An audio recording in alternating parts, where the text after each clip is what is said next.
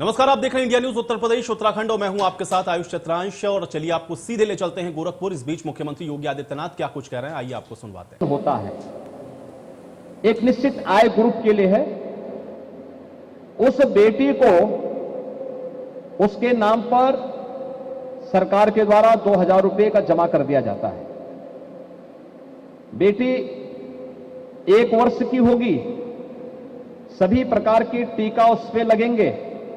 टीका लगने के बाद उसका सर्टिफिकेट जैसे जमा होगा, फिर 1000 रुपए उसके अकाउंट में चले जाएंगे।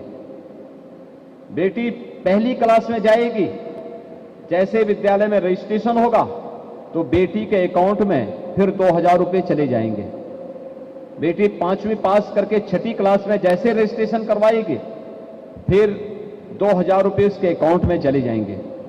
ऐसे ही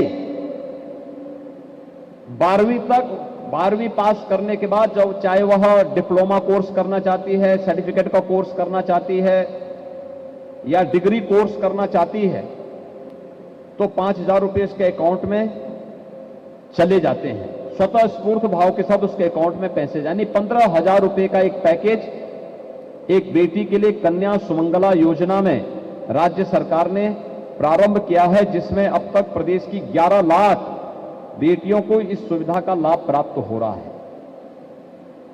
इसी प्रकार से मुख्यमंत्री सामूहिक विवाह की योजना,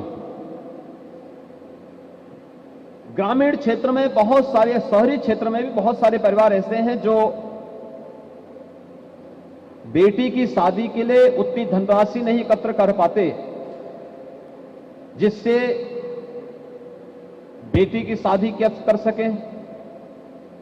हमने राज्य सरकार की तरफ से एक अनुदान घोषित किया कि हम राज्य सरकार की तरफ से बेटी की शादी के लिए गरीबी रेखा के नीचे जीवन यापन करने वाले उन परिवारों को 51,000 रुपए हर बेटी की शादी के लिए उपलब्ध करवाएंगे।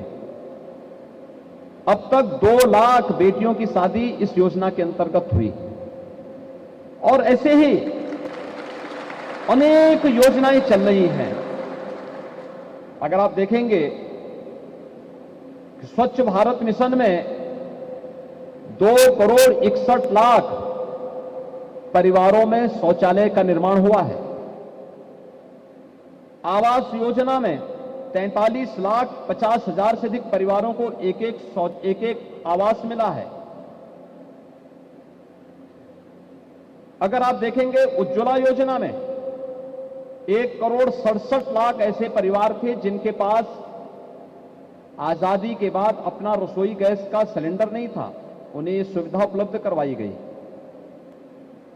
ऐसे ही अन्य योजनाओं के साथ भी जोड़ने का कार्य किया गया। इसके पीछे का उद्देश्य था कि बेटियां और महिलाएं भी जीवन के हर क्षेत्र में आगे बढ़ सके। उत्तर प्रदेश में जब 2017 में भारतीय जनता पार्टी नेतृत्व की सरकार बनी, तो हम लोगों ने उत्तर प्रदेश पुलिस बल में उनकी भर्ती का एक विशेष अभियान चलाया। आप सबको जानकर आश्चर्य होगा कि 1947 से 2017 तक उत्तर प्रदेश के पुलिस बल में जितनी महिला कार्मिक थी, आज उसकी 3 गुना महिला कार्मिक हैं। 3 गुना से ज्यादा महिलाएं वहां कार्यरत हैं इस समय। यानी ये महिला सशक्तिकरण की दिशा में उठाए गए वे कदम हैं